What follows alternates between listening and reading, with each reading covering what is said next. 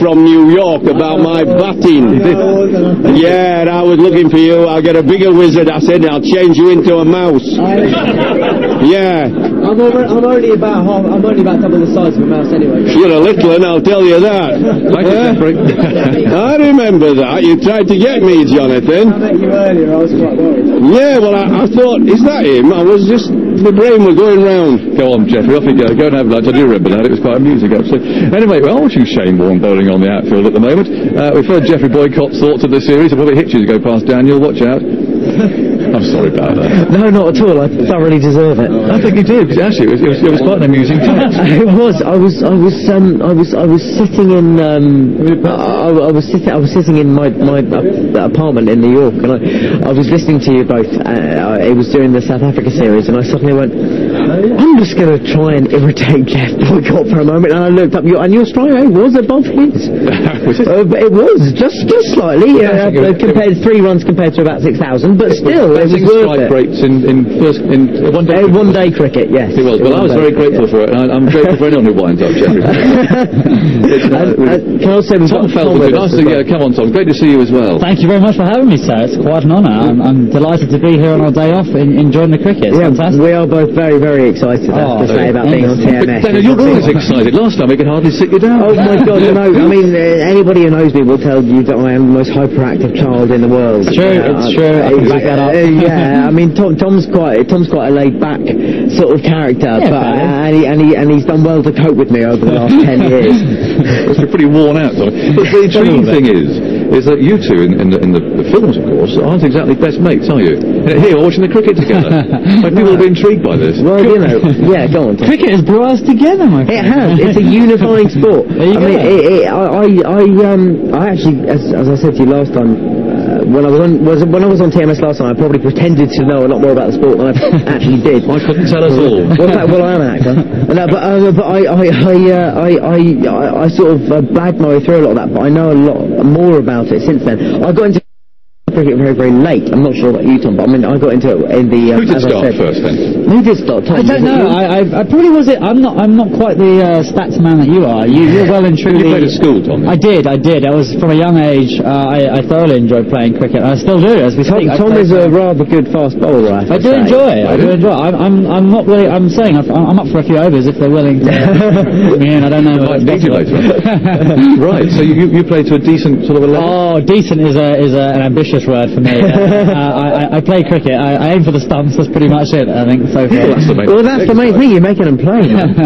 You struck me, Daniel, at the time when I first met you, as being someone who's very interested in the stats side of it, or you seem to be quite interested in all that sort of thing. And you had, I recall, 2 unlikely-ish heroes for me, and Paul Collingwood was your hero at the time. Yeah. That 200 he scored at Adelaide, which you'd watched. Yeah, I loved that. Another hero was Paul Nixon.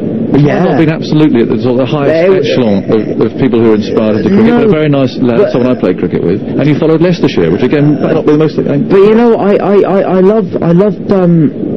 loved Paul Nixon because he is somebody who gets into their ear, and I like that. And also, he has the same kind of energy that I do, which is quite hyperactive and quite manic in a way. But although that's where he appears on screen, he may not be at all. I've never met the man. I'm sure he's lovely.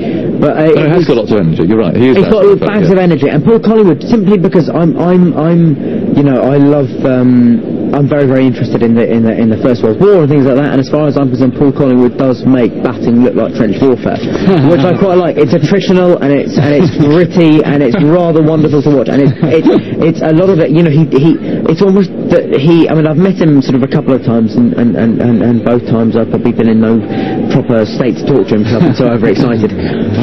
But he's somebody who gets through via pure determination. He doesn't have necessarily the technique that everybody else does, but he is pure grit, and I like that about him. Do you know who else it sounds as you're describing? Dangerously.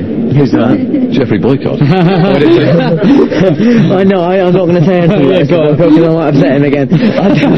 I'm not going to run the risk because I think maybe, I don't know, I'm not going to run the risk. But no, obviously I'm too young to have seen Mr. Boycott back. But I'm sure if you call him for an hour and a half, he'll tell you all about it. Okay. Fantastic. Now then, have you been watching this series? You're very busy, you two lads, aren't you? You've had this new film out and everything else. Have you been jetting around other places. Tom's been busier than I have. We've both been really. You've been on set. I've been trying to do some promotion, but we are constantly on the phones, updating each other on.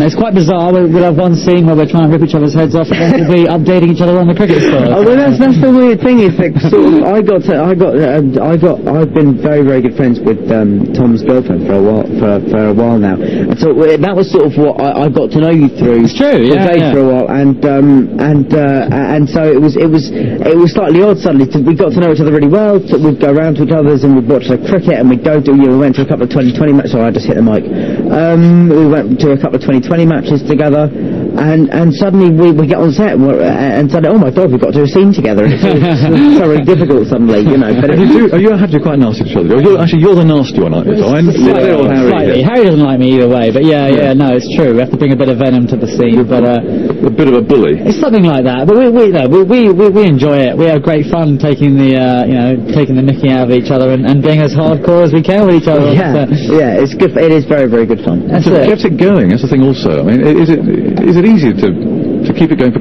quite as long as you have done? I mean, each new challenge comes along, I suppose. Each new film. In a way, a lot of that's not down to us. It's down to the director and the writer. I mean, we've been both very. I mean, Tom and I are both people who like to work and like being on set. And personally, I don't speak for both of us, but I'm never happier than when I'm on a film set. When I'm on a film set, I feel comfortable, particularly a Potter film set. I know everyone. You know, it's great and it's so enjoyable. But I mean, I can second that completely. It's a great atmosphere to be there. Yeah, but what we've been lucky with is the fact that the directors have changed quite regularly, and also David Yates, who's directed films 5 and will have by the time we finish this in the year 3000, will have gone through essentially 4 films with us, and that's something no other director has done. And his enthusiasm has been. You were kids when you started, weren't you? How old are you then? I was 10. I was 11 when I started. I think I auditioned when I was 11. We started filming when we were 12. But you auditioned for Harry, didn't you? Yeah, Harry. Oh, really? Brown hair. I dyed my hair brown. Yeah. And then Ron dyed it ginger. Yeah. And finally they arrived at the bleached conclusion. Yeah. This was the look they were going for. So he nipped you in the butt. I know. Can you believe it? He hasn't got to dye his hair at all. I know. Every 5 days I've got to get this done. It's a nightmare. It is. I do feel sorry for Tom because when Tom quite trendy. What colour will you describe your hair as normally? I don't know. It's been so long. So I've been told my eyebrows, which isn't far off yours to be fair. It's not. My eyebrows are thick enough to carpet a small island, but yours is. You're sort of the hilarious thing about Tom is we went out to see we went out to see England versus Pakistan at the 2020, and it was great. We had a great night and we won. It was fantastic. But then Tom went and lots of people coming up to me, autographs and all that, and then no one bothered Tom. 2 weeks later we went to the India match, and by that time Tom had had his hair dyed. Yes, blonde, and Tom becomes like a beacon in the crowd. It is a beacon. It does stand out. It is. There is no one out there who has this haircut. I regret to inform. I wish there would be a mass of people so I could blend in slightly. It's you and Billy Idol. You got to stand next to him. That is it.